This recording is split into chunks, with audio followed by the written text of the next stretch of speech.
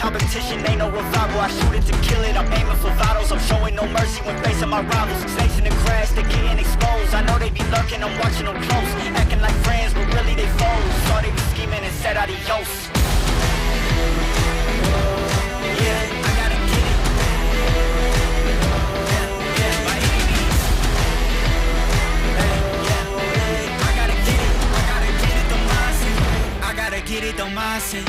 Ay, back with a vengeance, back on the grinds, back to the business. Ay, God is my witness, they watching my moves like shows they binging. Ay, best keep distance, all of my haters send best of wishes. I get to the bag with the quickness, no I don't need no assistance, no. Yeah, no playing it safe, I said let's get it, you say not today. What can I say, you ain't gon' go for it, get out the way. Yeah, got no time to waste, can't be with me if you not at my pace. You not at my level, you not in my race. One foot on the gas, I'm pushing the brakes. Dancing with the devil, there's no recital. I'm killing competition, ain't no revival. I shoot it to kill it, I'm aiming for vitals. I'm showing no mercy when facing my rivals. Snakes in the grass, they getting exposed. I know they be lurking, I'm watching them close. Acting like friends, but really they foes. Thought they be scheming and said adios. Yeah, I gotta get it. By any means. I gotta get it, the mindset. I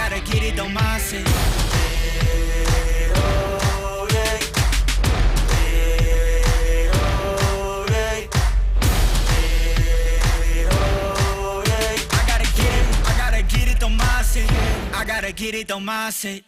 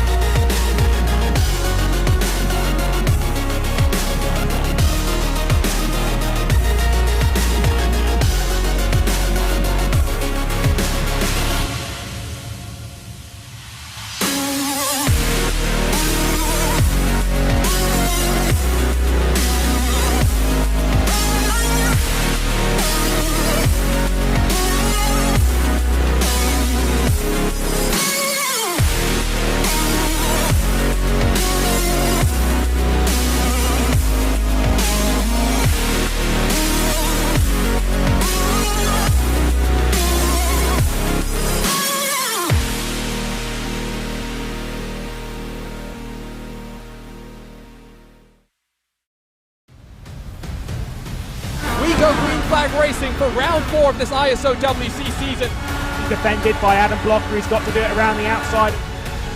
Oh! Taz lights up. He spun into pit road. Side by side, the teammates go. Gustas Grimbergers gets the place done. Oh, is this huge stuff between the teammates? Grimbergers holds on, but the rear end of his car is gone. Mangan to the race lead.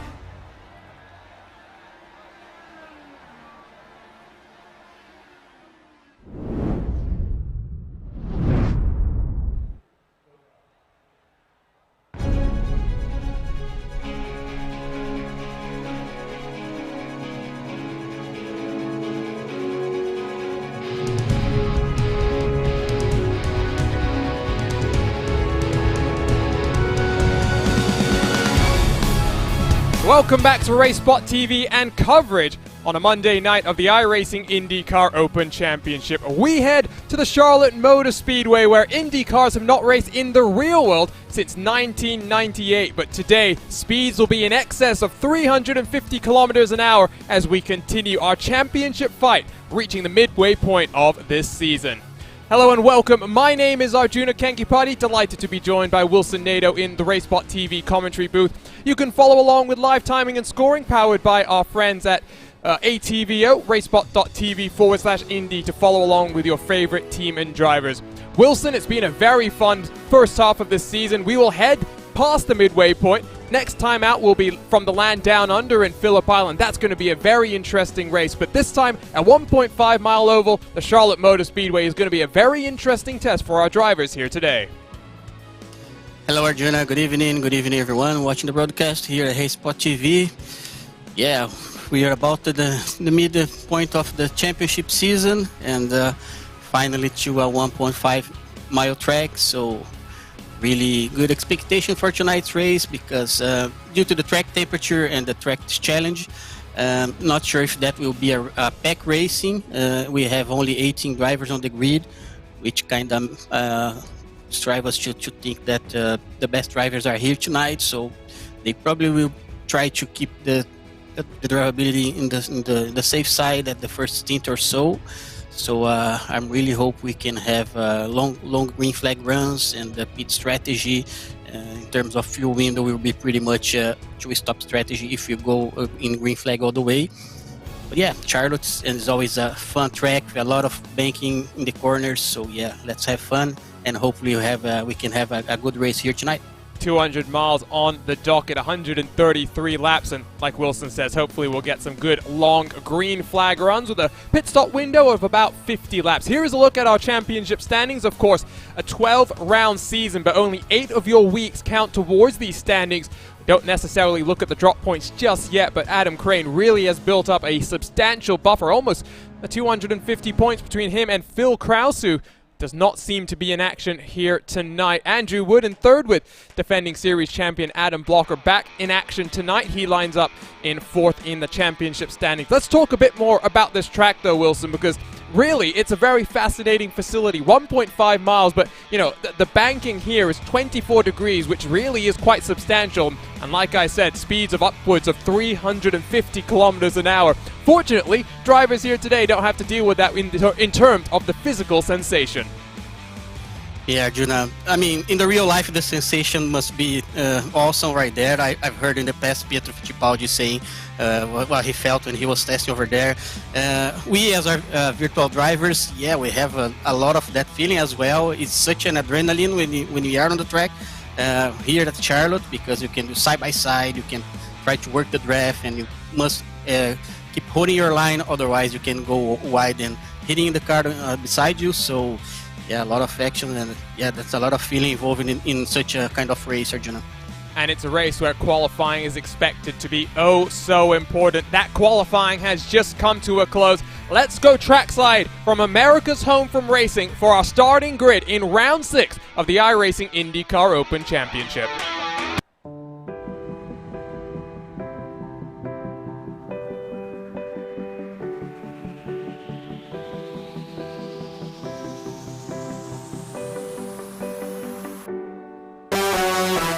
And on pole position, Adam Blocker returned with a vengeance. A disappointing outing last time around from the Hockenheimring. A 24.292 nets him the pole position. Rashad Craig has always been impressive on a Monday night. He'll be on the outside of row number 1. 5/1000ths of a second separating first and second positions.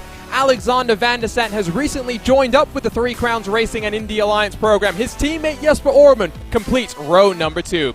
Jacob Oster and Isaac Morris, they'll line up in 5th and 6th positions respectively, with Adam Crane, your championship leader, starting back in 7th spot. A second power slide driver, Laura Gerhard, in 8th, 1/10 separating 1st through 8th, with Chris Wilhite on the edge of the top 10 along with Marcel Kovacs. Alexander Russell and Gil Ribeiro will be in 11th and 12th positions, with Andrew Wood and Robin Glennick sharing row number 7. Andrew Marquez, Carlos Ruiz 15th and 16th, with 2 drivers not setting qualifying lap times, Tim Williams and Kem Cramb. They will round out our 18-car field, and like you said, Wilson, when you only have 18 cars in the field. You know that these are some of the best in the iRacing IndyCar community. Let's hope they put on a show put on a show for us here today. Yeah, let's hope, Arjuna, that they can put us a show for us tonight. And in terms of fuel strategy, will be pretty important, at least for the leaders, to try to save a little bit, because sometimes when you run up in front in the pack, you hit like 5 or 6 laps before the other cars, and if somehow you get a yellow flag, you can be in a very bad position in the race. So let's see how Blocker and Rashad Craig and Van der Sande will work on that fuel save strategy, because it's always interesting to see those kind of strategies working in favor of those drivers who did a pretty solid fuel save job. And well, Van der Sande coming off his ISO WC debut just this past weekend. He was in contention for potential victory then on Sunday in the Lionheart Speedway Series 500 as they made their trip to Speedway, Indiana. But now the home of stock car racing will see Indy cars take to the track one more time. 133 laps of action equates to about 200 miles, and with 18 cars in the field, it's interesting to note that Andrew Marquez, potentially some technical issues, looks to be starting from pit road, but you never know. That might be a very wise call, given that this might be a track where carnage is to be expected. Take a look at your track conditions. 28 degrees Celsius in the air, 47 down on the track itself. It's partially cloudy, but of course you do have to watch out for a 17-kilometer-an-hour gusts of wind. 4 corners, they are all very tricky, and the pace car is down onto the safety of pit lane. We are green flag racing for 133 laps here from the Charlotte Motor Speedway.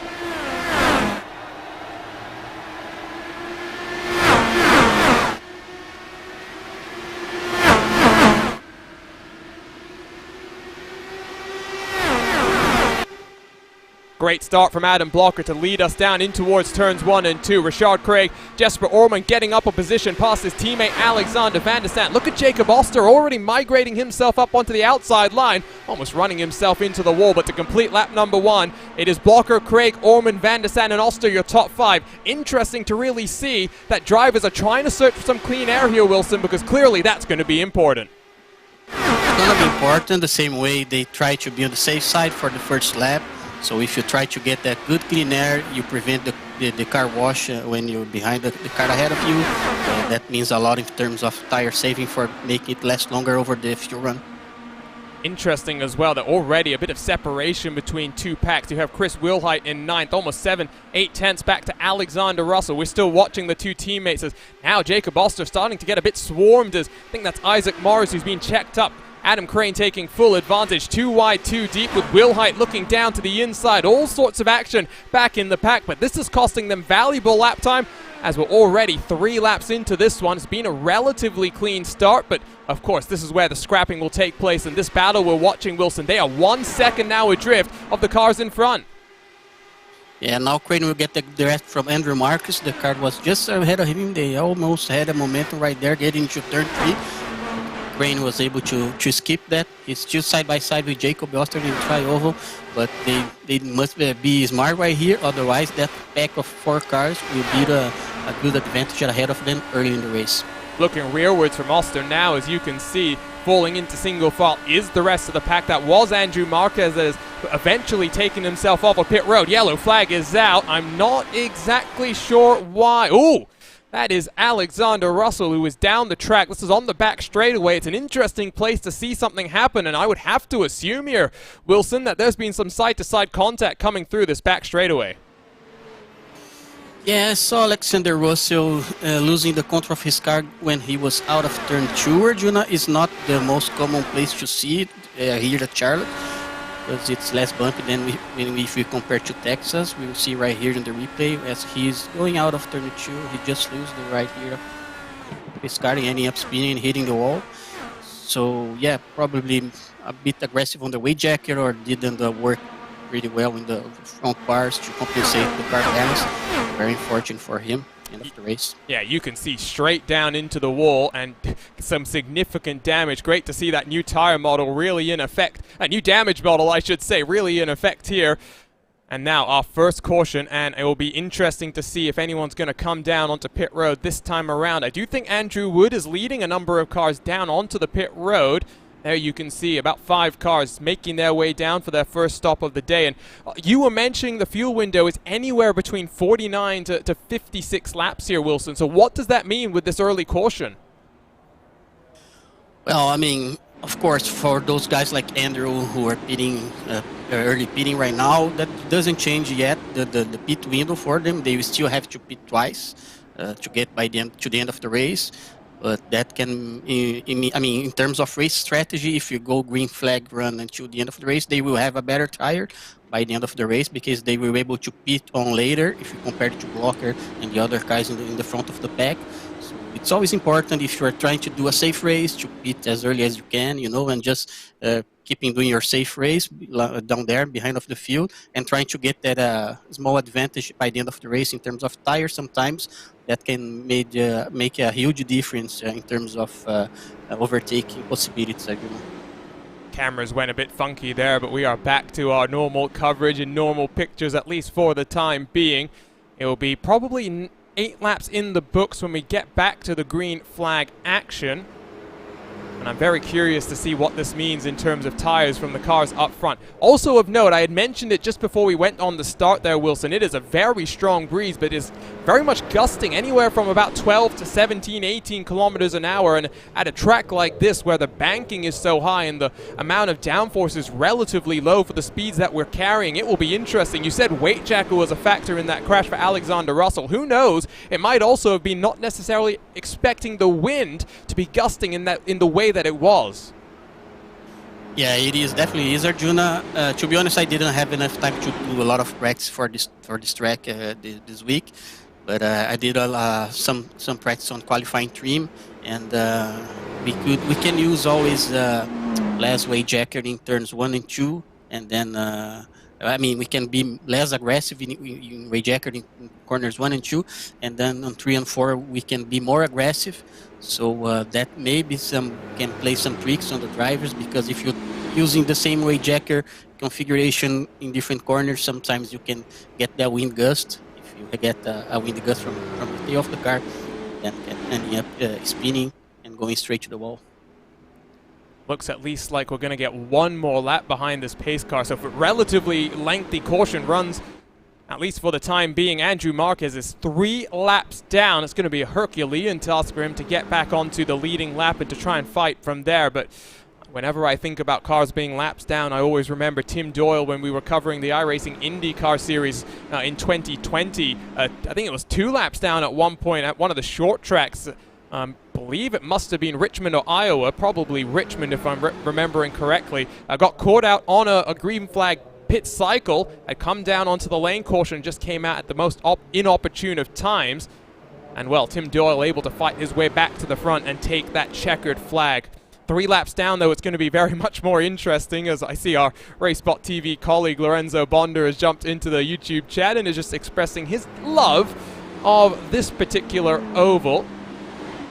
It is a fun one, but well, fun, I guess, depends on how you would look at things. Lights are off on the pace car. We'll get back to the action this time around. Not much movement inside the top 5 other than the teammates who swapped around on the start. It was Jesper Orman able to get down the inside of Alexander Van der Sant.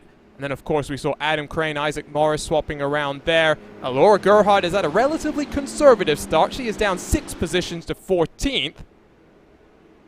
Robin Glennick's one of your biggest movers, up into 10th, 4 places gained. This is a place where I think these restarts are going to be very difficult to try and maintain track position, or rather, to improve your track position, Wilson, because we've seen in the past that the leader really controls the momentum that you get, and I think until you are up to speed here, you're basically going to be single file. Yeah, that's very important to get a good restart here, to build that momentum, to carry that speed through hot corners 1 and 2, and especially to handle with the tire temperature, especially in the first couple laps, so you can get that grip and then you can try some moves. So let's keep an eye on that restart. So here we go. You can see Barney, the flagman, has that green flag ready to roll.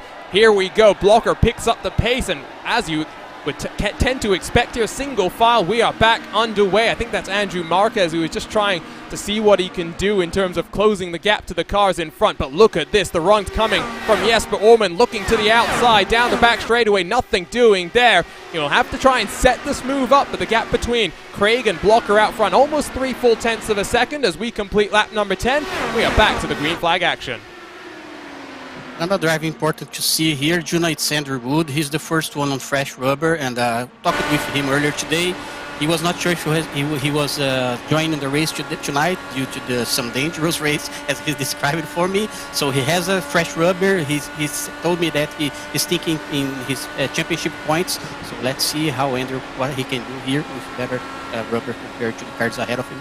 Interesting to note, he was down in 4th gear for a moment there. As you see side by side in front of Wood, it's Nglenix and Kovacs. And Nglenix slips down the inside, and once more, Nglenix having a very consistent season up there in the top 10 in the championship standings.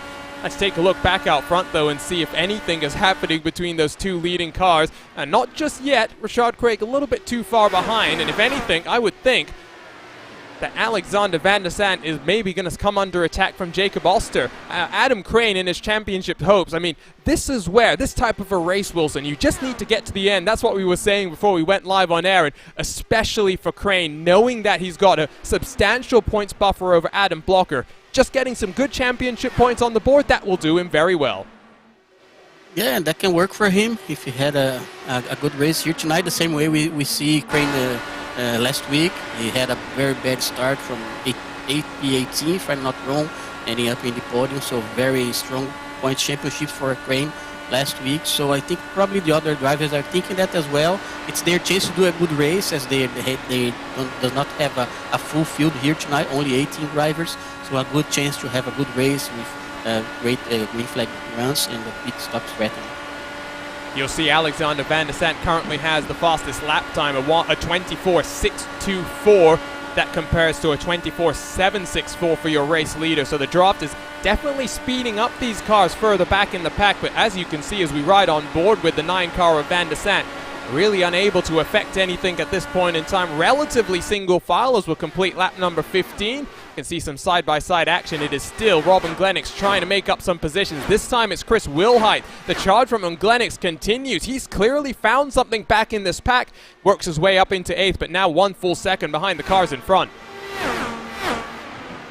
Yeah, we saw how strong that outside line sometimes can be, Arjuna, as long as the driver is comfortable with the wind and the tire wear as well, and the balance of his car.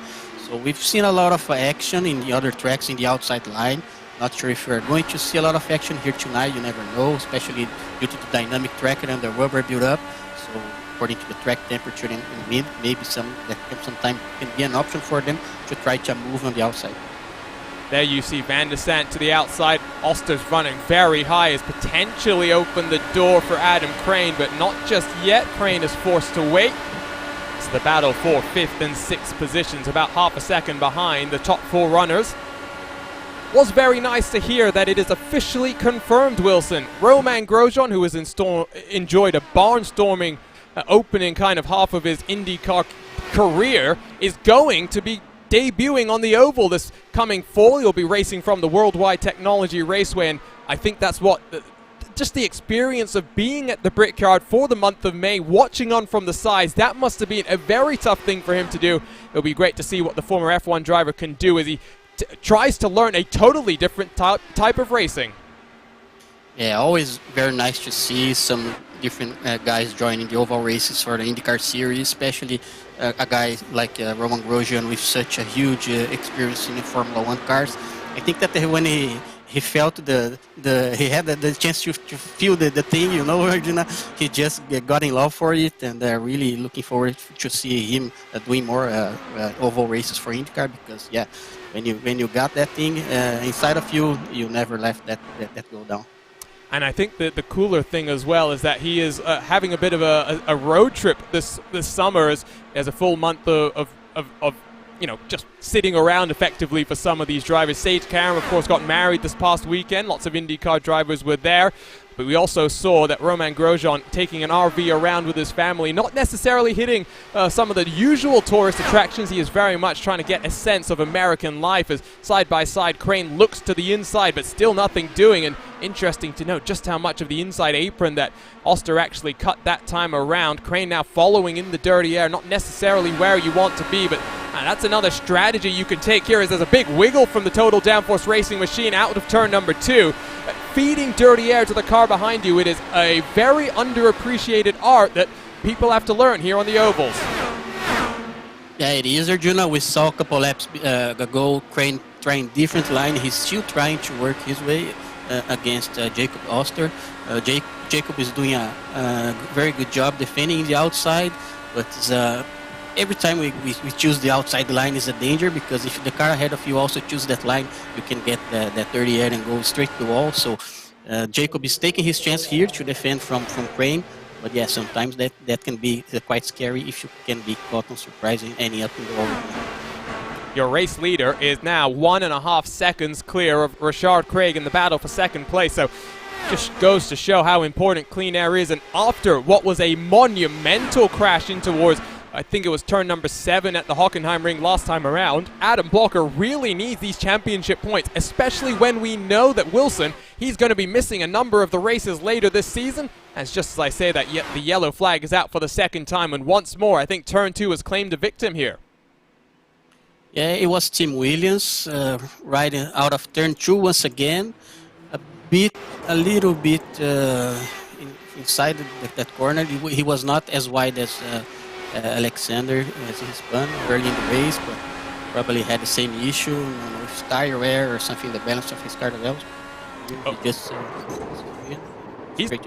He's quite low as well coming through the corner, Wilson. An interesting line kind of being taken. I guess just trying to get some dirty air, but you'll see kind of exiting in the midpoint of the track. And, well, I would, again, maybe it's weight jack or maybe it's wind, but whatever the case, turn 2, it's deja vu, and another victim has been claimed.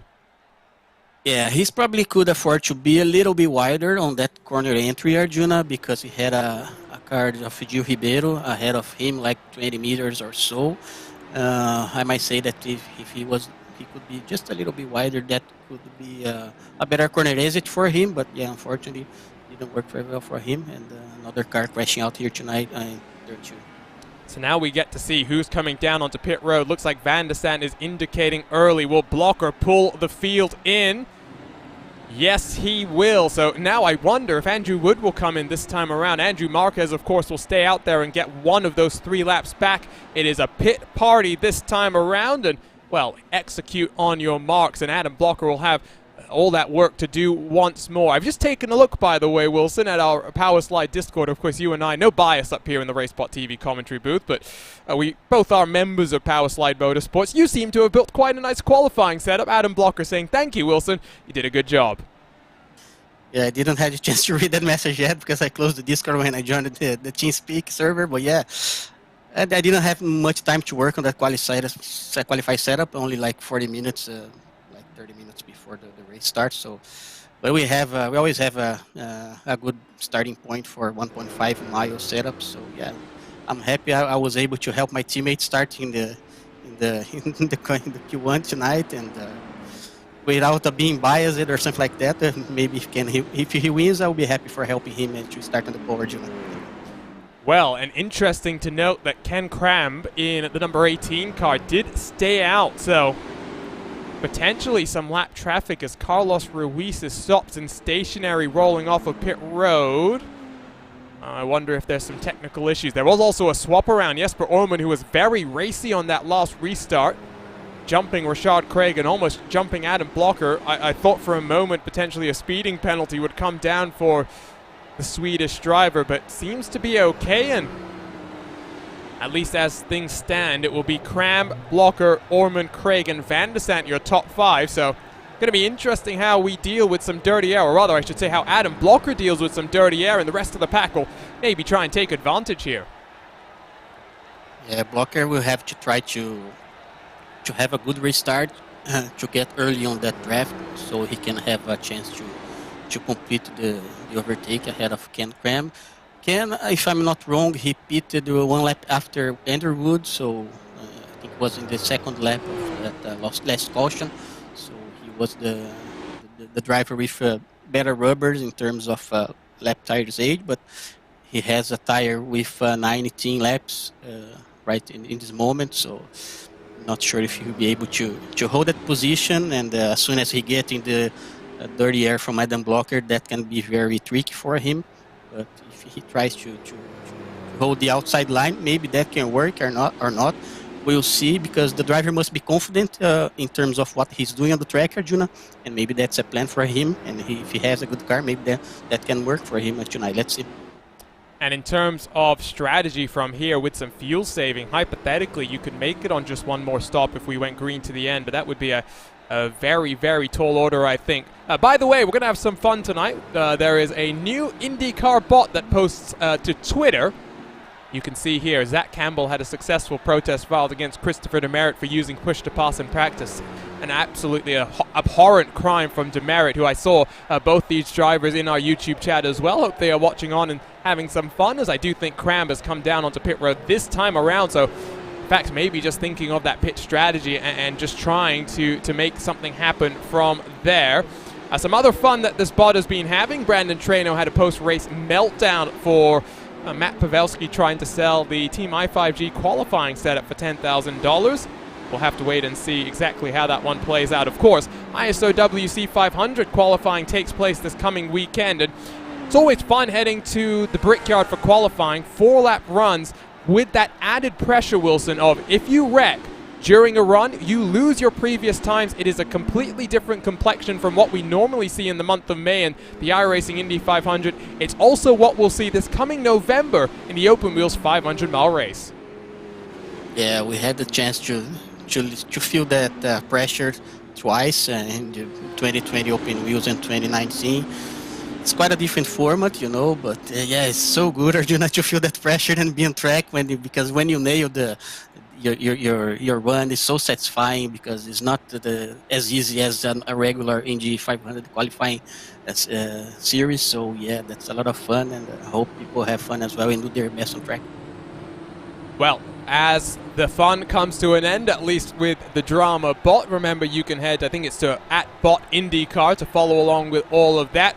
We are ready to get underway once more. It will be Adam Blocker at the front. The question I have is Jesper Orman going to get a good enough jump to try and challenge for the race lead? Single file, they work their way down in through turns 1 and 2. The speed still building, now touching 200 miles an hour as he comes down this back straightaway, ducking and weaving his Blocker, just looking in his mirrors to find the line that Orman is trying to run.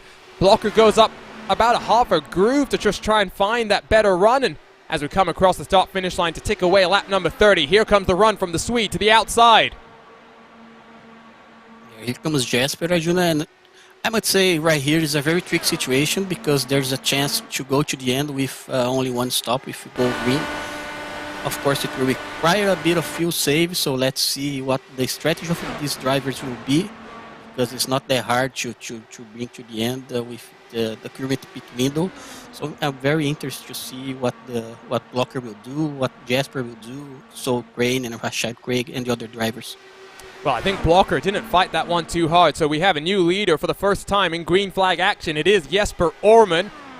I do wonder, is Adam Blocker just going to ride around, save that fuel? And of course, the big thing that changed about 6 or 7 months ago was fuel maps becoming effective, very much effective, here in the Dallara IR18. Of course, 8 different maps that you can choose from. 1 through 5 are your regular race running maps, 1 being the fully rich mode. Adam Blocker, I think, got a little bit loose on the exit of turn number 2, now feels that dirty air from the car in front. 1 being the most rich, 5 being the leanest in terms of the fuel use. 6 and 7 are alternate mappings used on the road courses to get you a slightly different throttle response. And map 8 is your caution mapping, which of course you don't want to forget to move yourself out of. Jesper Orman does take the fastest lap, powered by ATVO in the clean air. It's a 24.608. Van der Sande is looking to the outside here, but dirty air will be fed to him by Adam Blocker.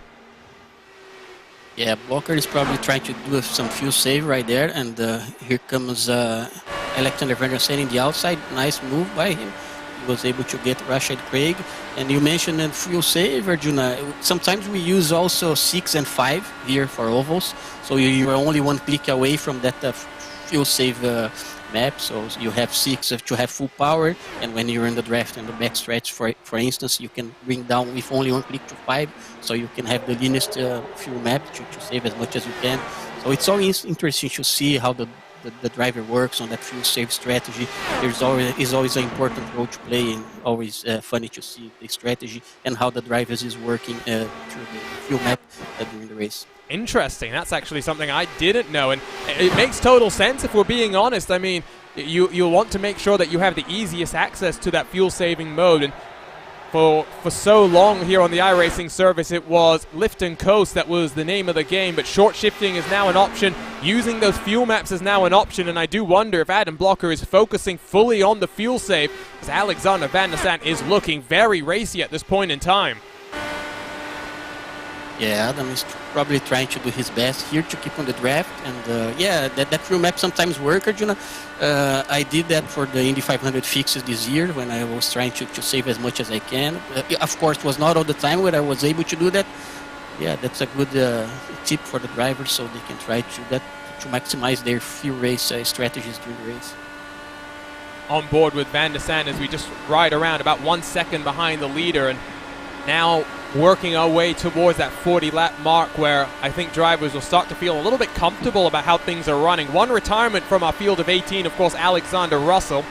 Tim Williams has managed to cycle himself back out onto track after spending almost 1 minute and 50 seconds getting repairs in addition to the time on pit lane. So Andrew Marquez, 2 laps down, will have a target in sight. Only 18 seconds to the car in front of him. As you can see, Adam Crane and Jacob Oster, they are scrapping back and forth, but Crane gets around the outside into the top 5, and of course that championship advantage that he's just trying to make sure he manages and continues to have a solid enough points haul. At one point, Wilson, he was suggesting he might decide to skip this race, just like I think Andrew Wood was suggesting to you, but it's good to see that the iRacing IndyCar community is out here and having some fun.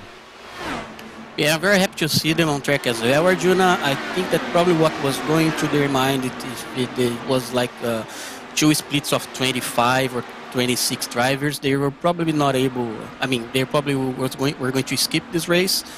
But yeah, when they saw that there was only 18 drivers, maybe 17, they decided to join, which is pretty cool to see them here and doing a safe race, trying to get their best and thinking of the championship points.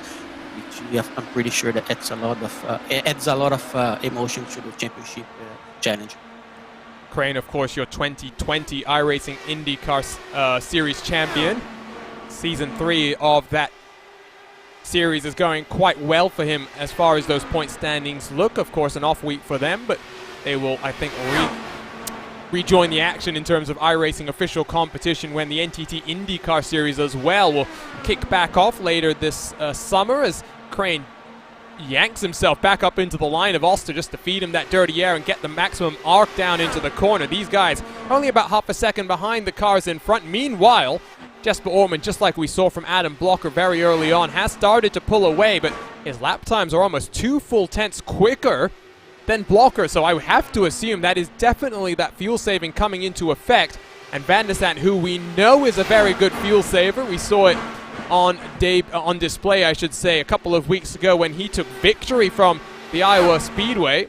Also did that to win his first ever Lionheart Speedway Series race back from the Kentucky Oval. He might have something in mind here. He might be following Adam Blocker around. That's right, Arjuna. Jasper is doing a great job in the front of the pack. And another thing so we must have in mind right now is that the track temperature is going up a little bit. So we have already right now 51 degrees Celsius. I remember, if I'm not wrong, during the qualifying session we have like 46 or 47. So track temperature is getting hotter. So due to the weather conditions, but also due to the cars are building the rubber build up on the track, so which may cause an extra difficult for them in the dirty air. So another challenge and quite more tricky for them. Van der Sant has gotten on through though, so I think just an indication of Blocker's intentions at this point in time. That gap up to 1.4 seconds, and now let's see if the 2 teammates out front can try and combine together and maybe work together to try and extend this run. They are now 20 laps into their fuel run, and of course if we're talking about maybe at most a 56 lap fuel window, that's some lap traffic in front of them. I do believe might be Tim Williams in that 16 car, clearly not fully repaired, whatever happened in terms of that turn 2 crash that we saw him have. 20 laps into the run, you're talking about maybe 36 more from here. That would get them around, if I'm doing the math correctly, we're talking 85 to go. That is right within the fuel window to make it within one more stop. So for Jesper Orman out front, he might want to start thinking about extending this race, Wilson, because otherwise he's looking at a splash and dash at the end. Yeah, I'm pretty sure that he'll need a splash and dash at the end if things keep going the way it is right now. So not a very good position for Jasper here. So, but if yeah, everything has changed right now because we have a caution on track. Everything changes when the caution comes back out, and it's Laura Gerhard who is around. Does look as though relatively clean car. I have to go ahead and take a look at our RaceSpotTV replay machine because it misses nothing. This is out of turn 2 once more. It's going to be good car control to hang on to it. Does she avoid the wall? A bit of contact with that left rear suspension, but oh, yeah, got very, very lucky there, Wilson. Yeah, very lucky, and it was pretty much the same slide that we saw on the second caution. I think that she was able to have the control of the car. Not sure if she had any damage on that left rear suspension. We'll have to wait and see what kind of time she will spend on the pits. But yeah, unfortunately for the strategy, and luckily for Jasper, who was probably outside the pit window, now everything changes again, and we go back to race aggression and track position.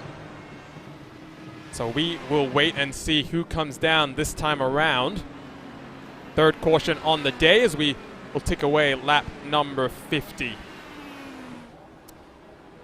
A very fun facility. We had a very fun Coke 600 broadcast a couple of months ago. As you can see, very busy pit lane. It's only Tim Williams that will be staying out. So this time around, let's see who's going to win the race off of pit road. You don't get the best indication of what's going on there, but here you can see the cars making their way into the lane. Ken Cram once more is staying out. I would expect a very similar situation where he's going to come in at the last time of asking just to try and make sure that he's topped up on fuel and cycles to the tail end of the field. Andrew Marquez will get one lap back along with Tim Williams. They might in fact be back on the leading lap. The two teammates may have swapped around there. Van der Sant very rapid on the pit exit, but defers to Jesper Orman, so nothing changes at the front. Orman, Van der Sant, Blocker, Craig, Crane, the top 5 on the race out of pit road. Yeah, and I was curious to see, Arjuna, if someone was going to add less fuel, you know, to split the fuel window, but yeah, we don't have that much of margin to work in terms of less fuel at this point of the race, because if we consider they probably have 83, 82 laps to the end of the race, which is pretty much like 90% of the fuel capacity. So yeah, we didn't see big moves at this point in the race, but still a very interesting race to see, especially what Adam Blocker can do at this time around, because he will start in the dirty air. So let's see what he can do to fight against the Jasper and Van der Sant from Triple Crowns Racing. Something happened to Tim Williams. So let's go dial up our replay machine once more. See what happens here. Is it a technical issue? You can see he's stuck in third gear and has to come to a halt. So not exactly sure what happened there, but it looks like Tim Williams for the second time today has had to make his way back down onto pit road. Means Andrew Marquez should cycle around one lap down. Still hasn't come down onto pit road in a substantial amount of time, so he's due for a pit stop any moment now, 45 laps into his run. Interesting call to see how things go, but of course this is what you need to do in that recovery drive, Wilson. It's never give up hope. Make sure you try and take every single opportunity to cycle yourself around. Marquez is looking like he might get back onto the leading lap if things continue as they are. Yeah, that's the idea, Arjuna. Never give up. Always try to be in the best window as possible to try to get the lap back, because oval races are so dynamic, so fun. So everything can change in a blink of an eye. So you never have to give up early in the race and try to keep pushing. And it's more important in terms of strategy to be in the right place in the right time. And if a yellow flag comes out, that can probably help you very much and bring you back to the race.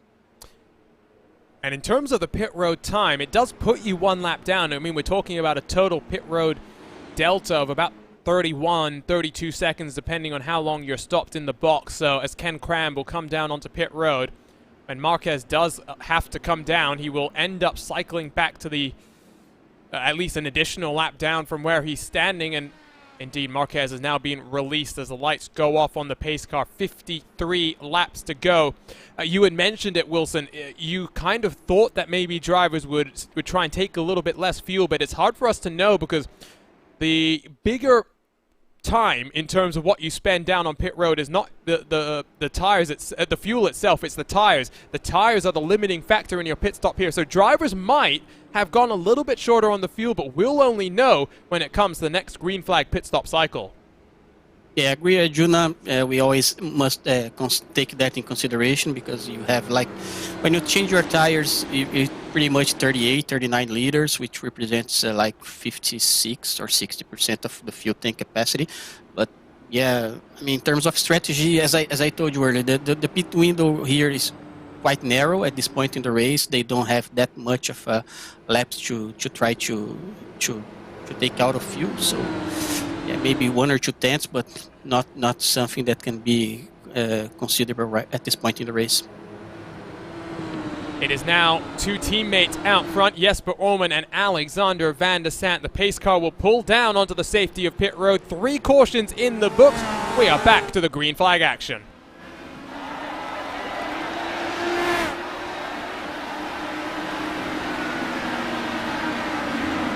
And single file out front, but for a moment it looked like Robin Glennox was trying to get the run on Andrew Wood. Both of these drivers up 5 positions. Can they get on past Jacob Oster, who's having to defend? See Isaac Morris in front is trying to look to the inside of Adam Crane.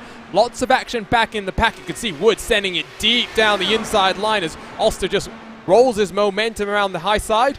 Completing lap number 54, no changes out front, but there are some interesting battles side by side. Look at this, Jacob Oster trying to get back that position from Isaac Morris.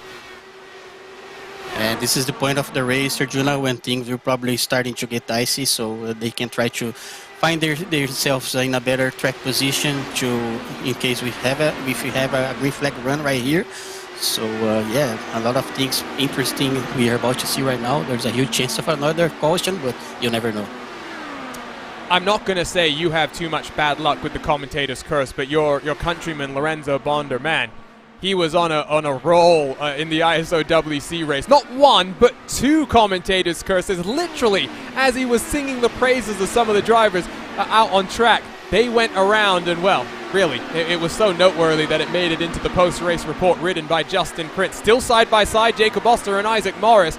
In front, Adam Crane trying to look around the outside of Rashad Craig. Fastest lap does come in once more, powered by ATVO 24.595 for your race leader, Jesper Orman. As expected, that clean air out front is very much serving the race leader very nicely. Adam Blocker is falling off the tail of Van der Sant 1 second back. I'm interested to know exactly what's going on here, Wilson. Potentially fuel saving, but it would be a little interesting for fuel saving at this point in the race. Yeah, maybe that can be a little bit of fuel save, you never know, but considering the gap that the blocker is already behind, there's a big chance of being that the case. So maybe he's thinking by the end of the race, to do the shorter stop as possible to get that advantage on the pit stall and with the pit lane, a better pit lane time. But Crane is coming here right now, trying to get the position from blocker. It's getting very interesting to see those fights on the track. And of course, these are our main 2 championship protagonists as we ride on board with Rashad Craig, looking at the 2 Adams doing battle, Blocker and Crane, 3rd and 4th position. 1.2 is now the gap between Van der Sant and Adam Blocker for 2nd and 3rd positions. Let's talk a little bit about the track conditions because you can see it's gotten a little bit more cloudy. It is down to, I shouldn't say down, it's hovering around 47 degrees Celsius, but that wind is picking up once more, 19 kilometers an hour. that is a very different kind of a thing to experience from the inside of the car rather than us talking about it up here, Wilson, because of course this is super speedway package, and in terms of the rear wing options, you are rather limited to how much you can put into the car. Yeah, you're limited in terms of rear wickers, and also the diffuser is quite limited right here, Arjuna. So the aero package is pretty limited if you compare to other tracks, but it's always a pretty fun to drive. And another caution. And it's turn 2, claiming yet another victim deja vu as the caution is out for the 4th time today. This time Laura Gerhard all the way down to the inside. It's going to snap loose, I would have to suspect. And very similar to what we saw with Tim Williams. You can see the debris flying up the track. Let's jump on board with the Powerslide Motorsports driver here and take a look on board. Oh, and that's going to be a nasty impact and some substantial damage taken to the number 15 machine. Not able to save it as well as she was able to do the last time around. Yeah, pretty much a deja vu from the previous yellow flags we've seen earlier in the race, and which might, I don't know how about the wind direction for tonight's race, but probably they're getting some tailwind in that corner, which adds some extra challenge to the corner exit. So yeah, sometimes that you can play tricks on you. Very unlucky for Laura.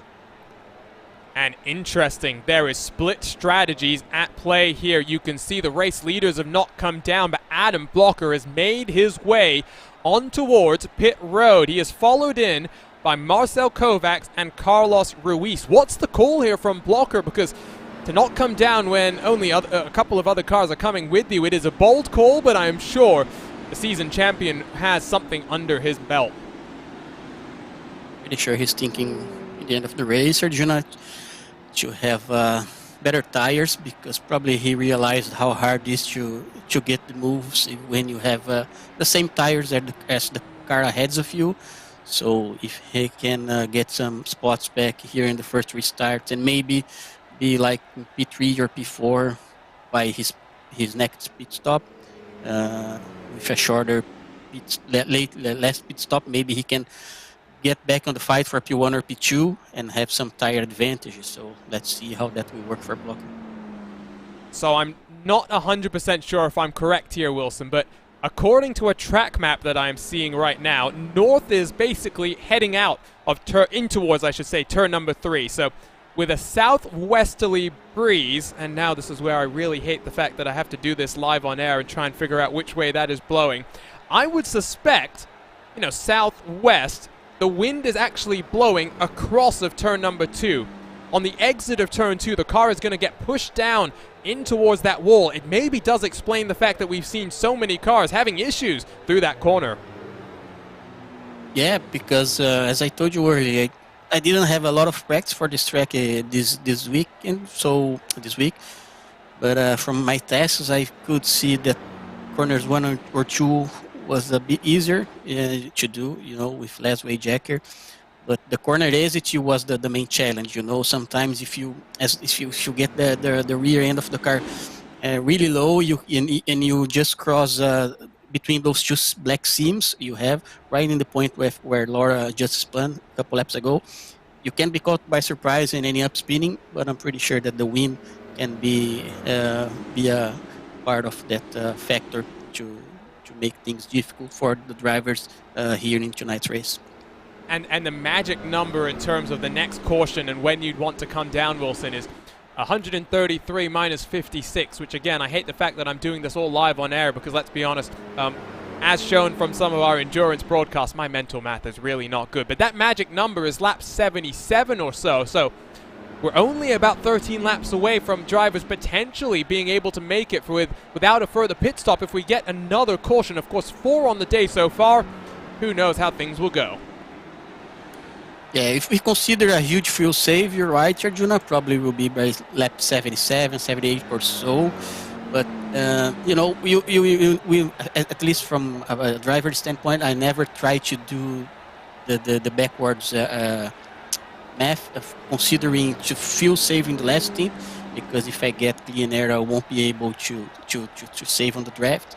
So I think that probably the drivers will start like pitting by lap 83, 84, something like that will be more realistic for them, because unless you are sure that you get back to the track on the draft and you can still fuel saving, so that's always an important factor to consider when you try to anticipate your pit stop and to get back to the track and fight for the win.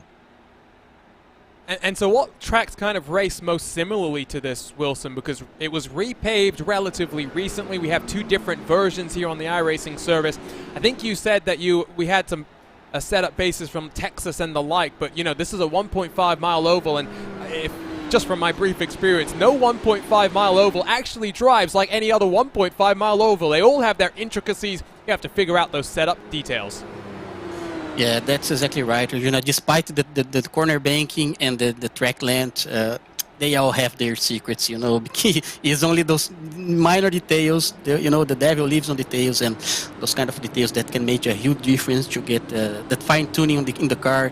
You know, in terms of ride heights and balance. So yeah, it seems a pretty similar track, but you know, there's always a minor difference, and that's where the detail can make the difference.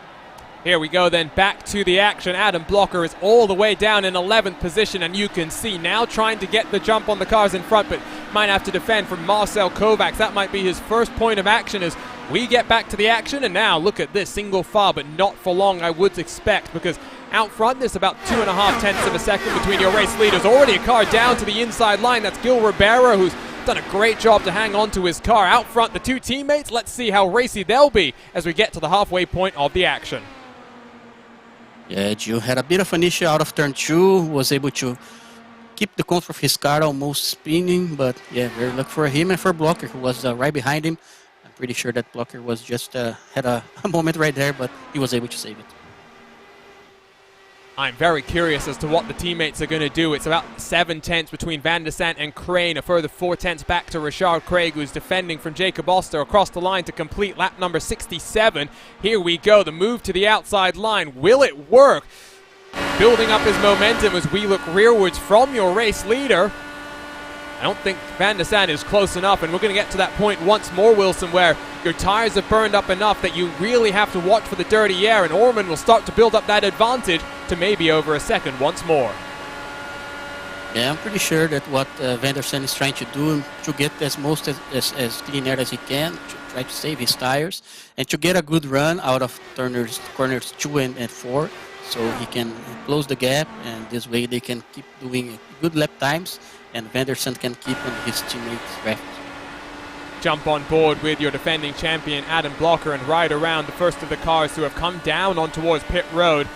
Now it is interesting to note that Andrew Marquez did have to come down onto the road, so only 1 lap down. If we get a couple more cautions, he might be back into the fight for victory here today. You never know. As Blocker really washes up the track, you could hear just how much he had to lift off the throttle.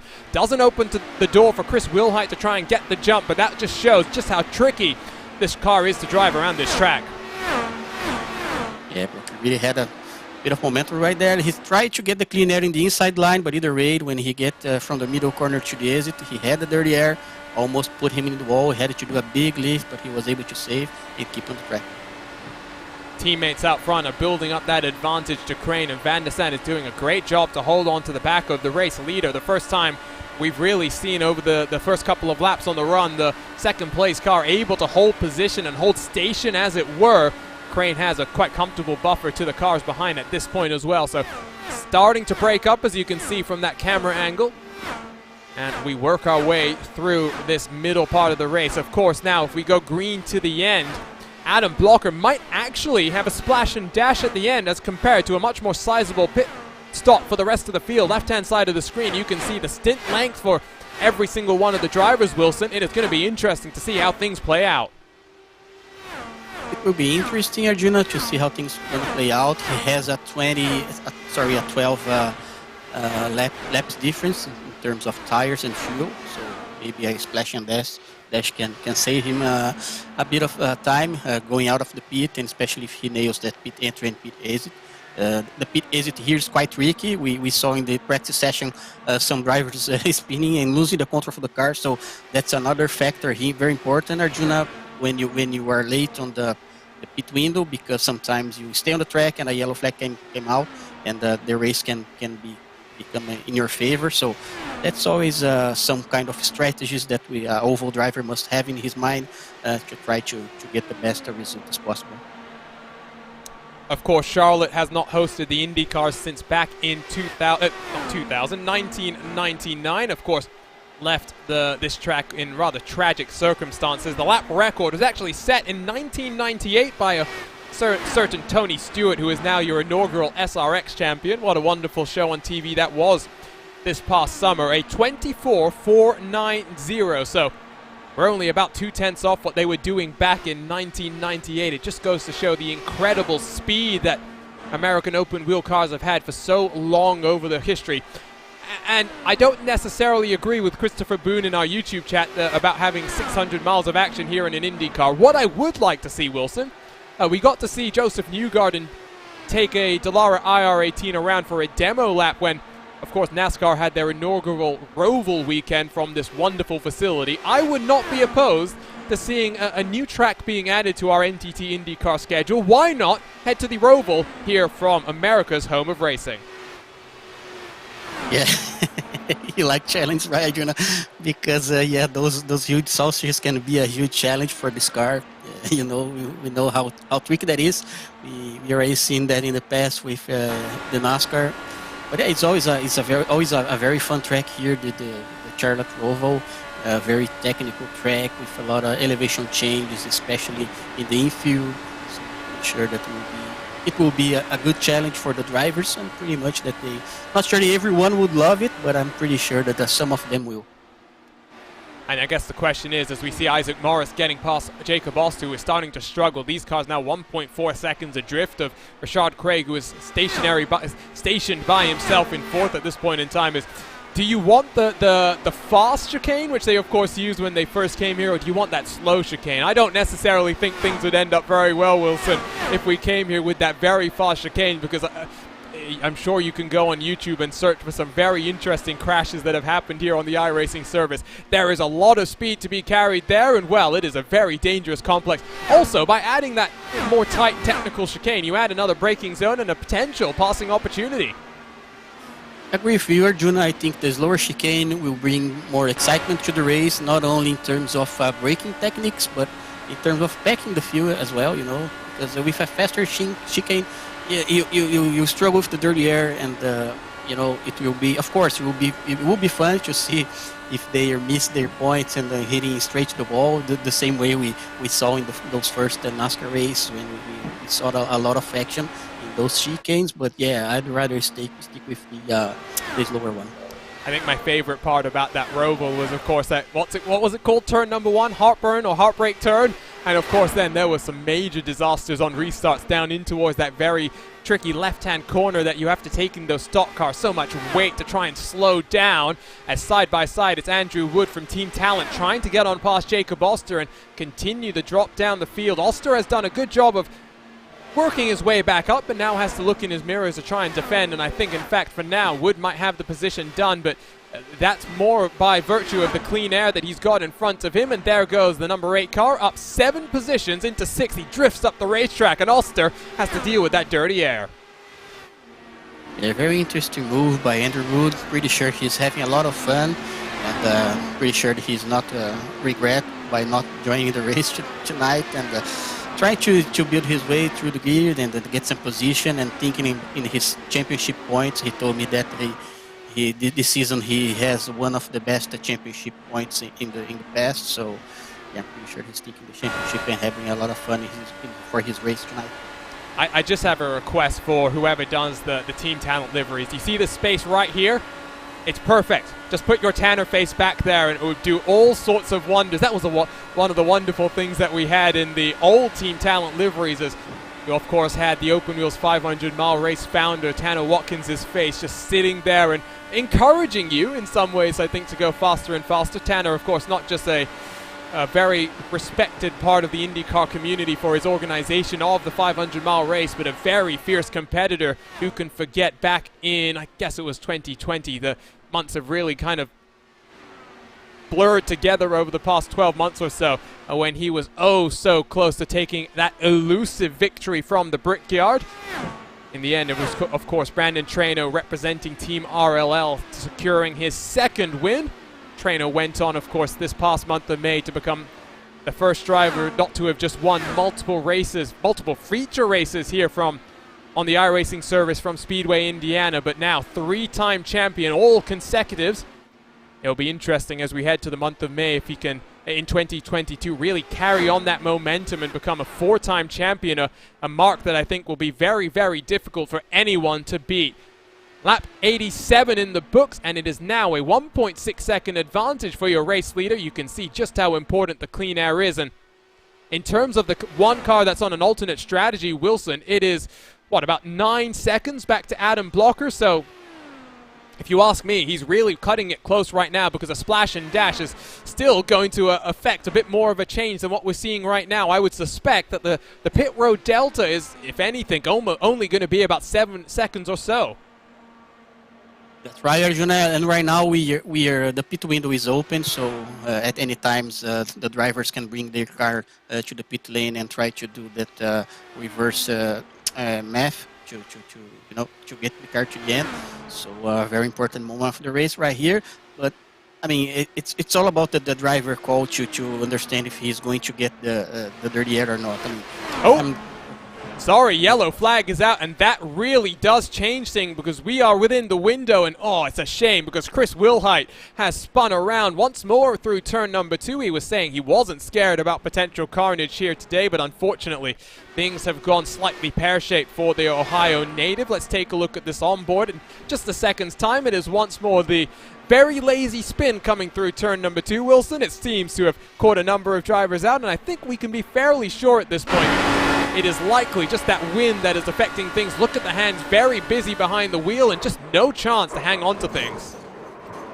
And no chance for him. It was a lazy spin, but either way, it's very hard to catch up. And there was another car right behind him who almost clipped the wall right there.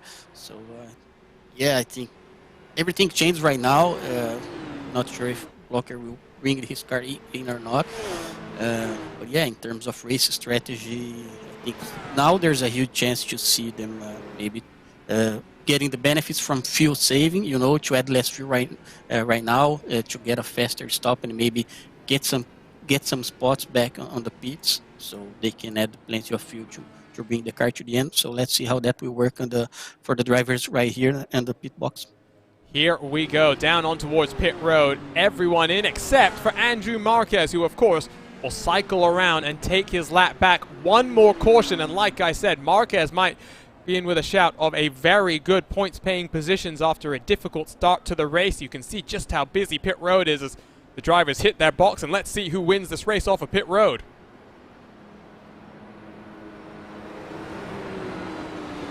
Adam Blocker, of course, has that prime position at the front of the field, but he's going to be stationary for a while. Orman in front of his teammate Van de Sant, Crane in third, Rashard Craig in fourth with Isaac Morris fifth, Andrew Wood sixth, and then Jacob Oster seventh. And there you go, Adam Blocker will wind up in the 8th position. Robin Glennox and Marcel Kovacs round out the top 10, so no real major changes in terms of the pit road exit. And now drivers know they can make it to the end, Wilson. If we have one more caution, I would not expect to see anyone come down because we've seen just how crucial clean air is rather than the fresh tires. Adam Blocker might think that caution, that strategy to come down on the last caution period just has not worked out in his favor.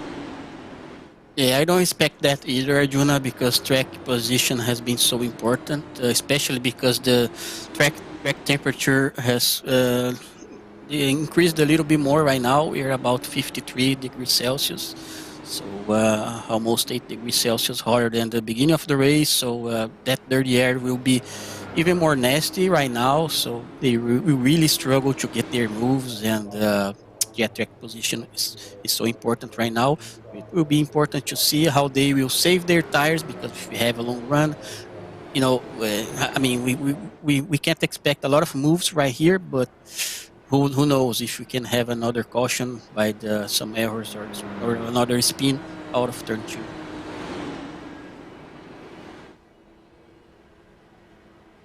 So 41 laps to go. It has been 5 cautions on the day. Let's see if things work out. The chat is going a bit wild in terms of the Traino talk. Of course, those in the iRacing IndyCar community will know where Traino comes from. But Mr. The Eagle, number 9, I do like what he's saying. He's a bad teammate, never lets his teammates win anything. That's such a shame. But at the end of the day, Team i5G, they were very strong this past month of May, Wilson. Of course, you were one of the main competitors going into that race, very strong in qualifying. You can attest to this. Qualifying at Indianapolis is one of the toughest things you can do in all of sim racing. Yeah, Arjuna, I would say the i5G. I had nightmares with i5G cars in the past 2 important 500 race I did. For the Open Wheels 2020, I was in the i5G sandwich. And yeah, for the iRacing, the 500, I was right behind them all the time. So there was not much I could do. I just could try to keep with them. They had such a strong car. I mean, I think probably Phil Krause was trying to do the same as well.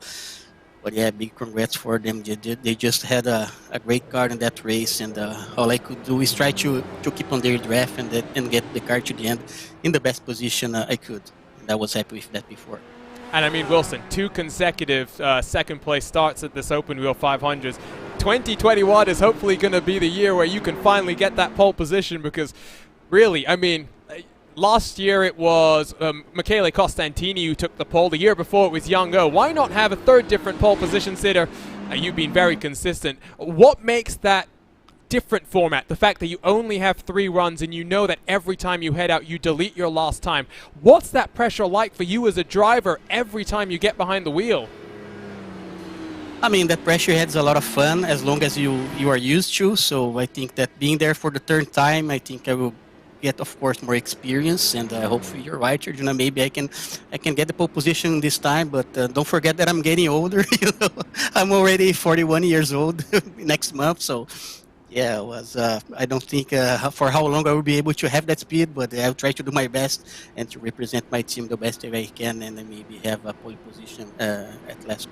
Hey, your countryman Tony Kanaan is proving that age is just a number. 46 years young and still going very strong, of course sharing the 48 car for Chip Ganassi Racing alongside Jimmy Johnson.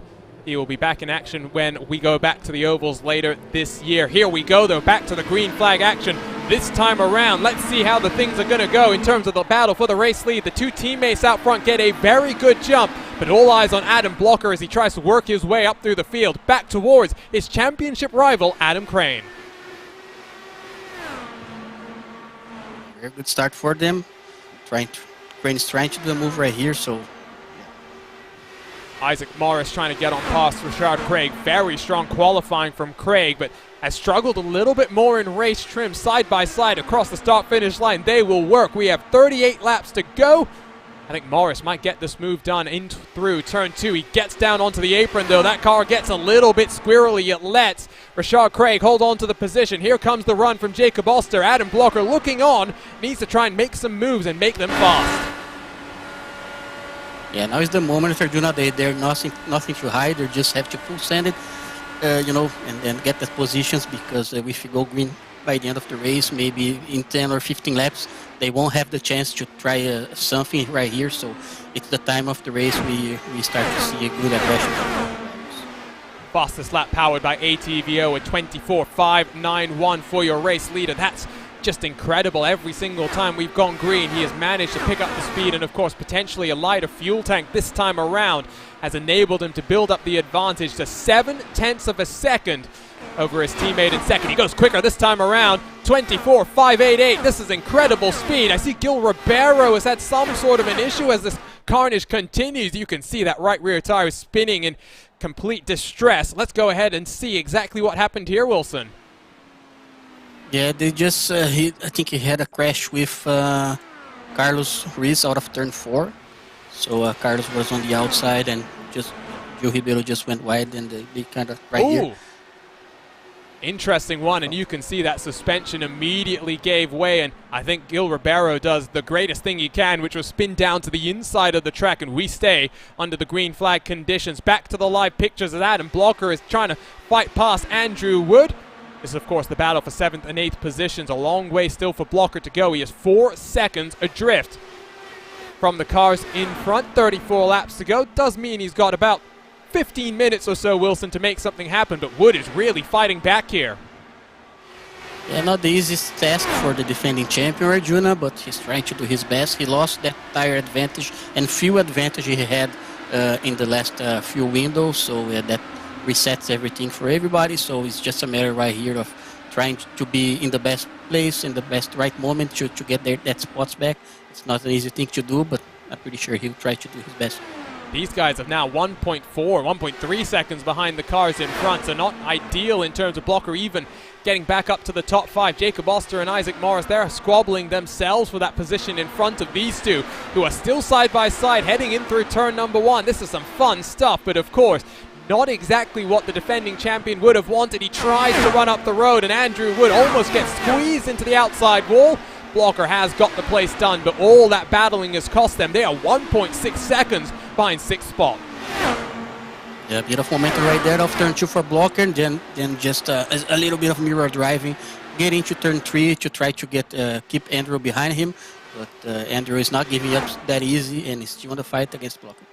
Jacob Oster, outside line OP, he proves that right there. Back up into the top 5 where he qualified, getting the move done on Isaac Morris. Of course, Morris did make his ISO WC debut this past weekend, just like Van der Sant did, but ended in a bit more heartbreak for Isaac Morris, who had looked quite strong running around in the top 10 for parts of the action with some very strong drivers, one of the strongest fields we've seen in terms of road course ability in the Stellara IR18. And well, what can you say other than a landmine? That's what we called it on the broadcast, but I saw some rather fun comments. It was potentially a drain cover that popped up. Whatever the case may be, Isaac Morris finished his race upside down on the start-finish straight. He's back in action here today and having some fun on the ovals. Jacob Oster will be another driver who will make his ISO WC debut this coming weekend in the 500-mile race qualifications. Great to see a number of drivers really getting their opportunity in that organization. Up front, by the way, I was just taking a look at the gaps. Jesper Orman, his pace has somewhat dropped off about 0.4 of a second compared to his fastest lap time, but the gap back to his teammate is 1.2 seconds. Adam Crane in third, a further 1 second behind. Yeah, Jesper is doing such a great job right here, Juno, and he's such a nice guy and always doing his best to build good setups on the oval side. So yeah, really happy to see him leading this race and doing such a great job. He's with a very comfortable gap right here. I'm pretty sure that it will be so hard for Van der Sant to get that position back. So especially for Crane as well, doing such a great job and being on the safe side, almost here getting another podium. So, in terms of championship points, another great race for Adam Crane, one of the strongest contenders at this moment in the championship. Consistency wins championships. It's why when we were discussing in this iRacing IndyCar Discord yesterday about the NASCAR playoff format, I was very much against it because I hate the fact that you could finish in the top 5 throughout the season, but maybe not even make the first round of the playoffs, let alone the last round of the playoffs. So I really do like that you can just consistently chip away at things and work your way to a championship. It's what makes season-long drama at the end of the day. So it's good to see Crane up 4 positions from where he started. Of course, Blocker from pole, the biggest loser in terms of that top 10, down 6 into that 7th spot. Laura Gerhard and Alexander Russell, as a result of their incidents, 9 and 7 spots lost respectively. Some big movers in terms of upwards through the field. Andrew Wood up 5, Robin Glennox up 4, and Ken Crambu, of course, we've seen doing some interesting stuff in terms of the strategy to cycle his way to the back of the field at the end of every caution cycle, has managed to work his way up from the very tail of the grid, as that's Isaac Morris down to the inside wall. Will we stay on the green flag conditions? No, we do not. Yellow flies for the 6th time today.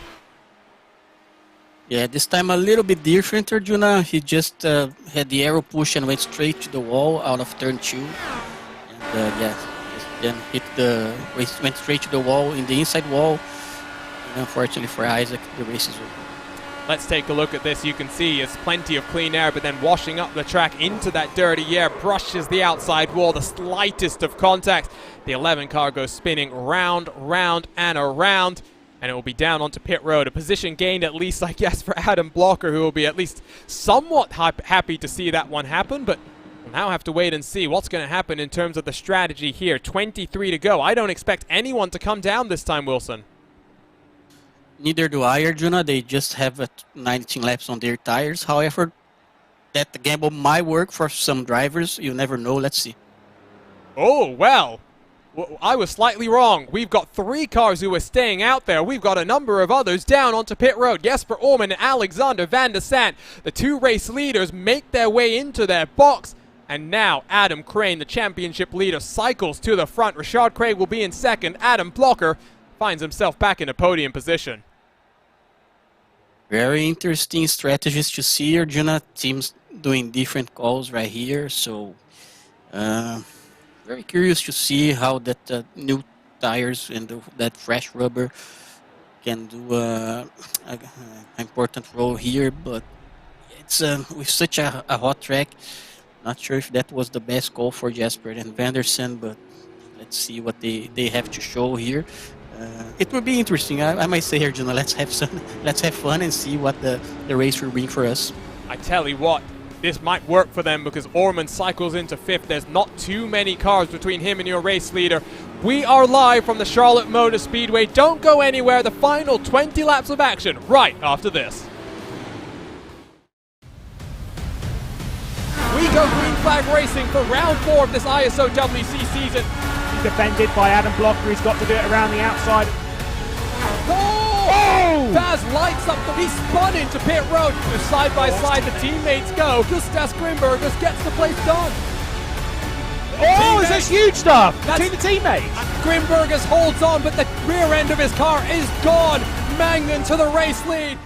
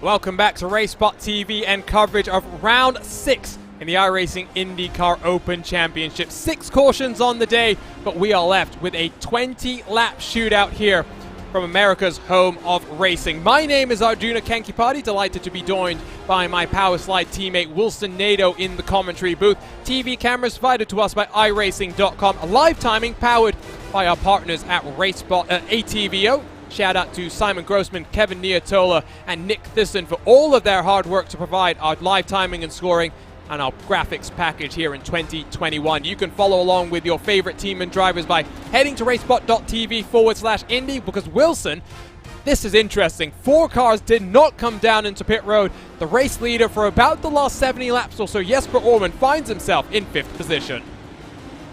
Yeah, very interesting to see what Jesper Orman and his teammate Alexander van der Sant will be able to do here, starting from P5 and P6. And another interesting fact right now is that we have a huge shadow all over the track, so the track temperature is coming down. So let's see if that colder, cooler track will add some extra grip, and we can see some aggressive moves and a lot of good fight that in the end, it's all we want to see. Oh, and heartbreak for Isaac Morris, who I think has had to come back down on towards the pit road as a result of the damage that he has sustained. So finds himself 2 laps down. You say the track temperature has come down. We see it's gone from 49 to 48, but still a little bit warmer than what we saw at points today. It's not going to be 20 laps to go. It will be 19 laps to go here. Does mean we have about 28.5 miles for these competitors to make something happen. It is now the championship leader that finds himself at the front. 6 positions gained for Adam Crane. This is going to be carnage on the start. Already a bit of a checkup. Alexander Van der Sant looks to try and get past by Jacob Oster as we throw ourselves down in towards turn 2. Van der Sant relegated to 7th position. Look though at the run from Adam Blocker. He's trying to get past Richard Craig. He knows that Wilson, he needs to get this move done now if he wants to fight with the championship leader. Yeah, a bit of a checkup right at the start, Arjuna, but yeah, Jasper and Vanderson were able to survive. And now here they come with fresh tires, just trying to get their move in the outside. Let's see how that will work for them. That's happening right behind. Unfortunately, at least for now, Orman is finding himself a little bit stuck. Oster rips the outside line. Orman down to the inside. They're almost 3 wide for a moment. Orman's back up into 4th position, and I think Andrew Wood might start to get swallowed by the pack here. Already down 1 position. Van der Sant will try and make it 2 across the line. Blocker is clear of the cars in front and now sets to work on chasing down that race leader. Lots of work to do that gap. Already 7/10 of a second. Yeah, a lot of interesting action here. Nice move by Blocker, being able to get the move around Rashad Craig and get in the Q2. Not sure if he will be able to get closer to Adam Crane, but either way, it's such a good position for him. But it won't be easy for him to keep the Q2 because Jasper is coming, trying to give his best. Orman down the inside. What's Oster going to do? Once more, his preferred line has been the outside for the entirety of the race. The Swede is clear and now tries to get to work as Van der Sant gets loose down to the inside, holds on to his car. We stay green. It will be 15 laps to go this time around, but that was a very close call for Alexander Van der Sant. Yeah, so close, and we see right now here Jacob Oster, a good move around Blocker out of turn 4, so proving that the fresh tires is really playing here an important role, and Jasper is already in P2. I'm pretty sure he will have maybe a chance to fight for the win against Adam Crane. There is that slight moment for not Isaac Morris, excuse me, that was Alexander Van der Sant. There was a moment for Isaac Morris here as well. Can take a look at that. Of course, Morris was the cause of the last caution, and this time, just a little bit loose in through the quad oval as Jesper Orman has the fastest lap of the race. Let's jump back to those live pictures and see what's happening for the race lead, because he's used that draft very effectively. Fresh tires have taken that Three Crowns Racing machine back to the front of the field. Yeah, very nice move by Jasper going around in the inside, and Crane had no chance to defend his position. I'm pretty sure he's happy with the current P2. Not sure if it will be easy for him to hold Jacob Oster behind him, but yeah, pretty happy with what we're seeing right now, Arjuna. A lot of action, but a lot of respect as well. This is what happens on those alternate tire strategies. There's almost contact between Andrew Marquez and Andrew Wood. Wood just aggressively chopping down the track and trying to make sure Marquez, who of course didn't take the start in the green flag, has worked his way back from 3 laps down to being in the top 10 and potentially some very good championship points on offer. Meanwhile, out front, Jacob Oster gets around our championship leader. Alexander Van der Sant will be the next car around. You can see Adam Blocker has dropped to 6th place, so the gamble to stay out has not necessarily worked out the way that these cars would have wanted. Of course, Adam Crane was sitting in a podium position come that last caution.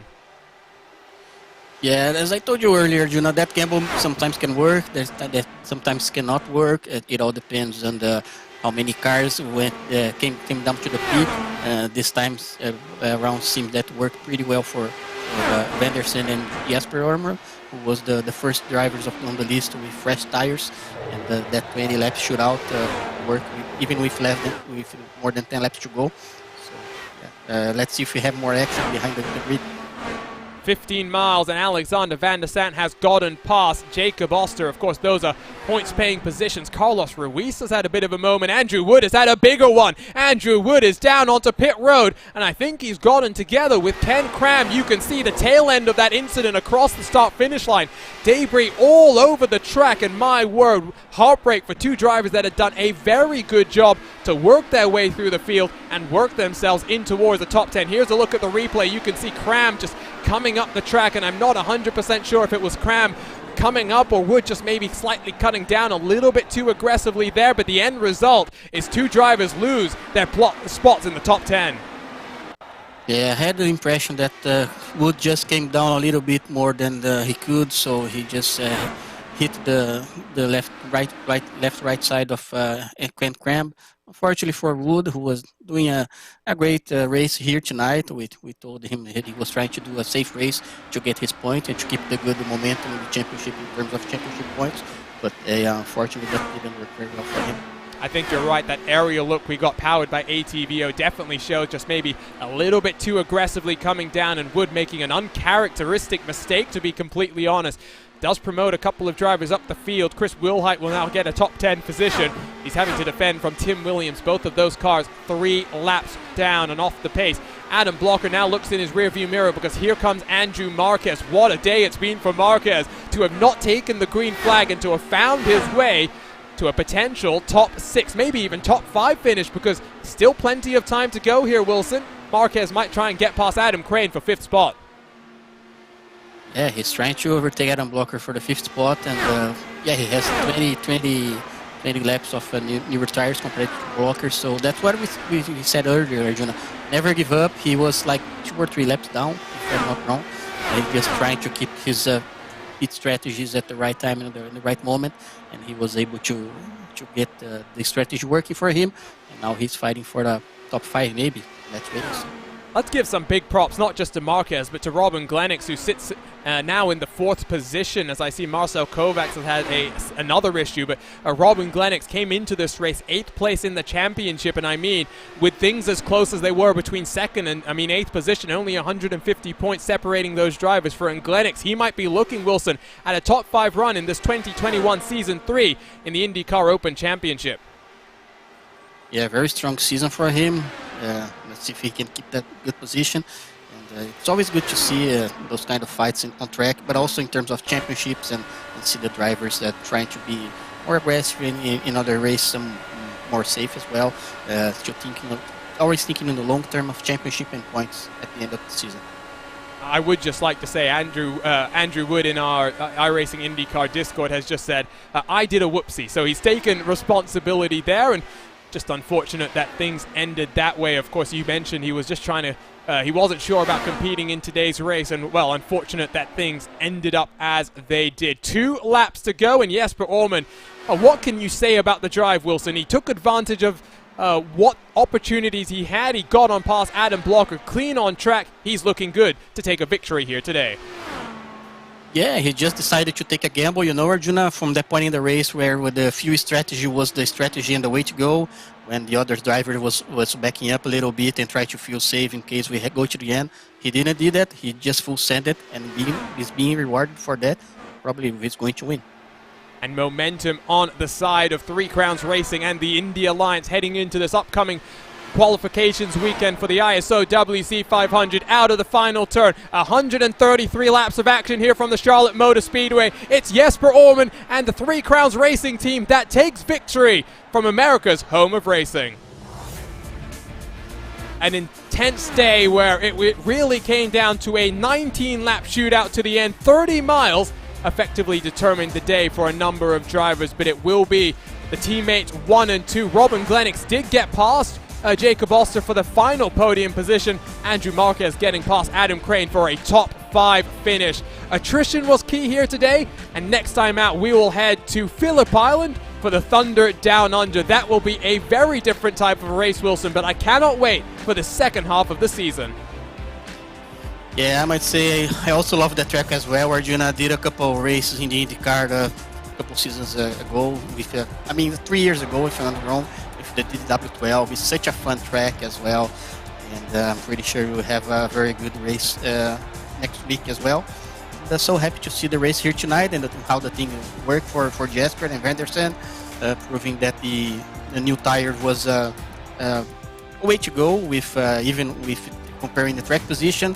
And great job for Triple Crowns Racing, beating a lot of another great contenders for the championship. Yeah, such a good race to see. I hope everybody watching the race has enjoying as well. I think they were just trying to coordinate for the team photo there, but they better get up here into the RaceSpotTV commentary booth so we can have a little bit of a chat to both of those drivers. 200 miles then, and it was Jesper Orman that took victory here for the Three Crowns Racing with Indy Alliance program. Alexander Van der Sat newly joined up with that team, comes home in second place. The top 2 positions going to the teammates. They'll be delighted.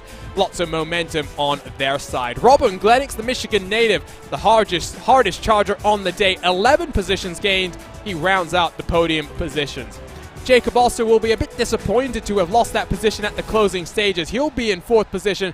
Andrew Marquez, what a day for him after not getting to the start of the race. 3 laps down at one point, he finishes in the top 5. Some valuable championship points going to him. Adam Crane, your championship leader, will not be too happy, I think, with 6, but he will be happy to have survived and to be in front of his main championship rival. Your series defending champion Adam Blocker tried something different on strategy. It did not work out in his favor. Blocker finishes 7th. Rashad Craig qualified in 2nd, another driver to maybe just lose out with some very impressive qualifying speed. Carlos Ruiz and Chris Wilhite round out the top 10.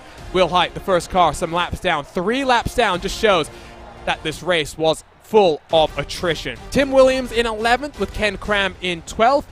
Isaac Morris in 13th with Andrew Wood. Marcel Kovacs 14th and 15th. Gil Ribeiro did a very good job of taking his stricken race car down to the inside of the track and making sure that we did not go back to another caution period, because it was a rather stop and start race at some points of time.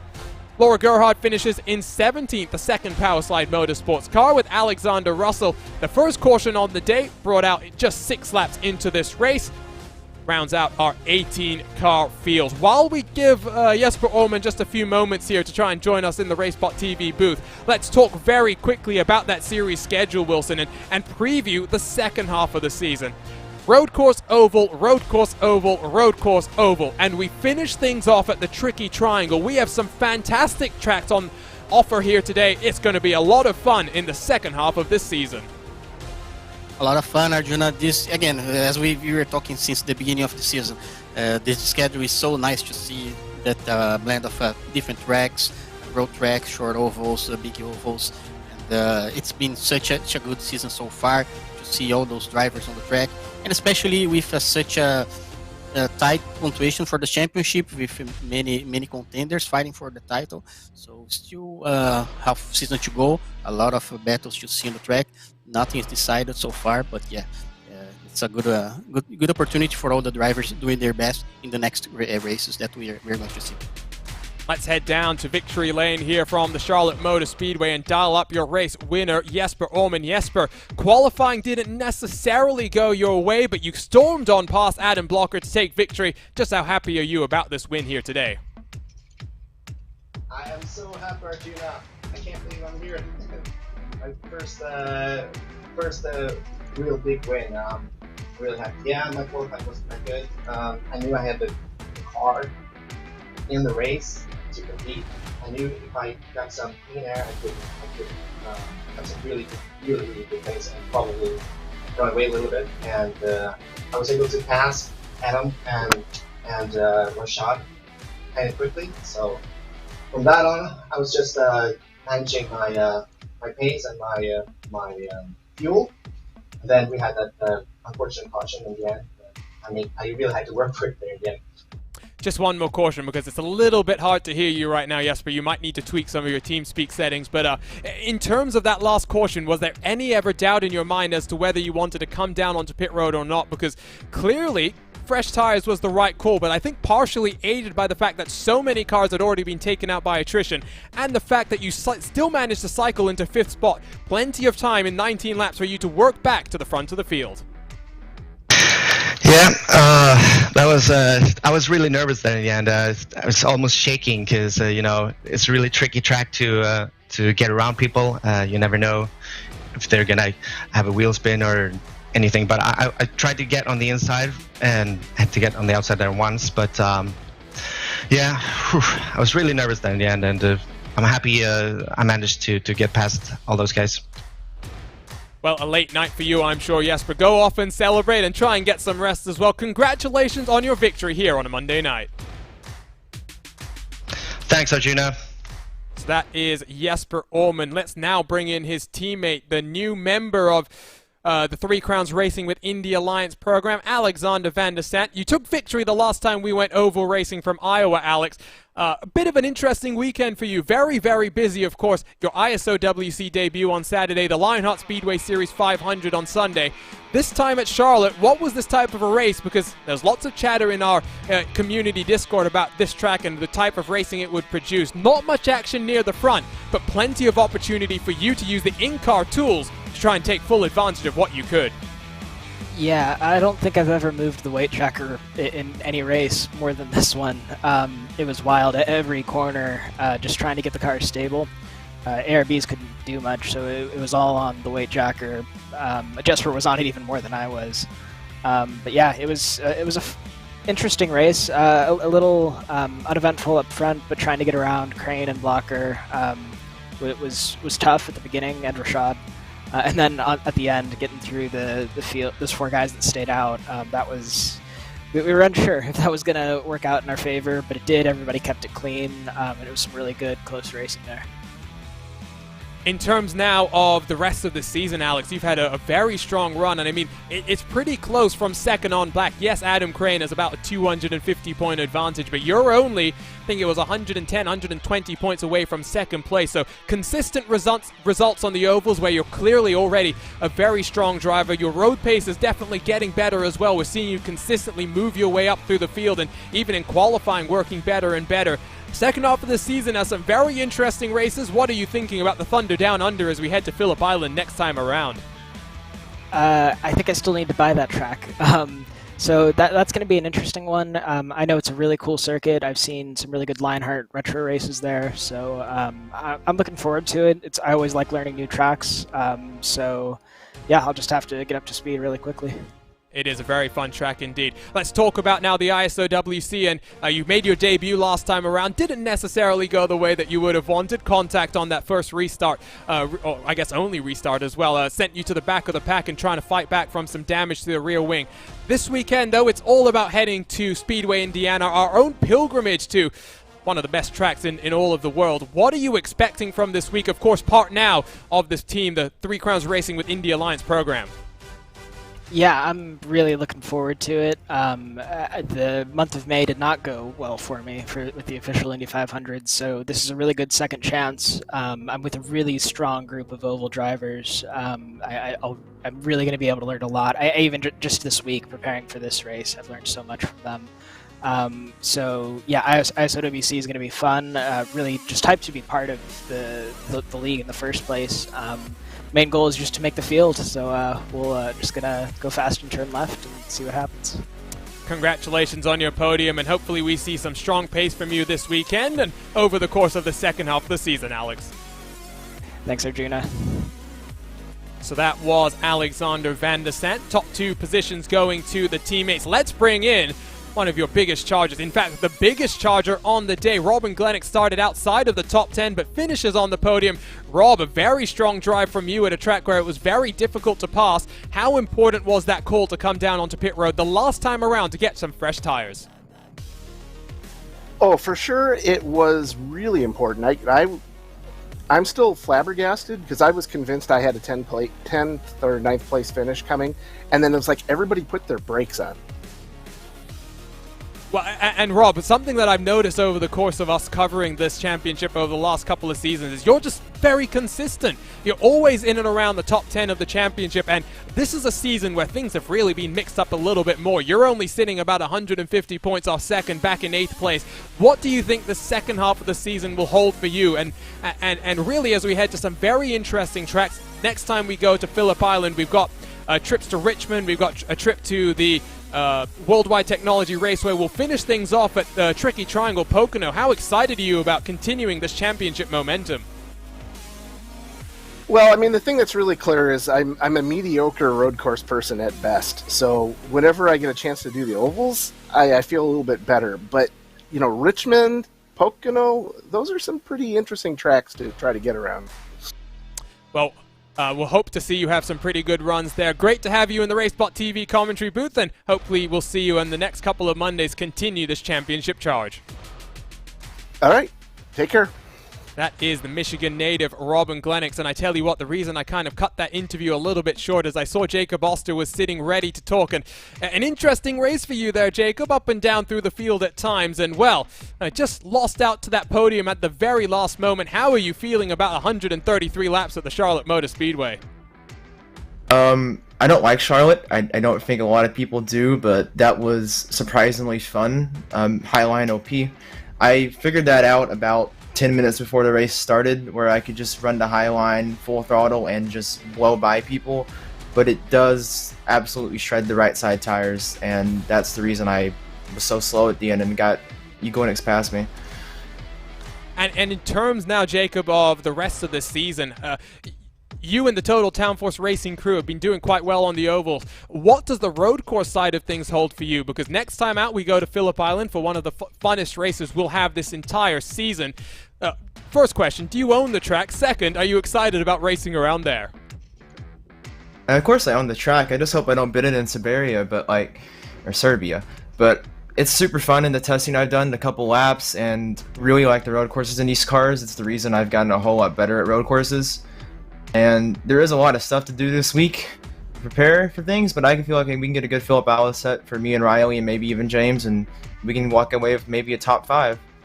You, of course, are referring to your ISOWC debut this coming weekend in the 500-mile qualifiers. We'll see you this weekend, Jacob. Hopefully the pace is there from Indianapolis. Congratulations on this 4th-place finish. Thank you, Adrian. So that wraps up our interviews here today. And once more, before we say goodbye, Wilson, let's talk about the schedule because, wow, it is going to be fun. 2 short tracks on the agenda. Phillip Island, Indianapolis GP, and Watkins Glen. Those are 3 wildly different road courses. And we head to the tricky triangle to finish things off. What turn 4 Pocono is going to decide our championship? That's right, Arjuna. I'm pretty sure a lot of drivers has a lot of experience in many of those tracks coming in the schedule. So another reason to bring an extra excitement in terms of challenging and championship. So starting next week by Phillip Island and then heading towards Richmond. Pretty sure everybody watching the championship and the season as a whole is pretty interested to see how that championship fight will unfold throughout the next race, and so am I, and I'm really looking forward to see what's coming next. I always like to make my co-commentator's life very, very difficult, so I'm going to ask you a question, and you've got to think of an answer on the spot. 6 races to go. Which is the track that you would most like to get behind the wheel? Because they're all very fun, but I think for different drivers, different things appeal to them. I mean, as the overall track, I like the Pocono the most between those tracks and coming in the schedule. And as a road track, I like Watkins Glen.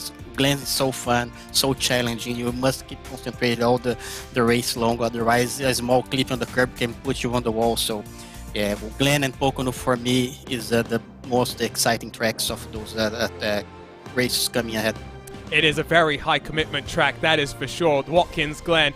But if you ask me, the Thunder Down Under next time around is going to be something to see, and hopefully we'll see Adam Blocker in action, because I think that's a track where he will be very, very dominant in his quest to try and get his championship fight back on track.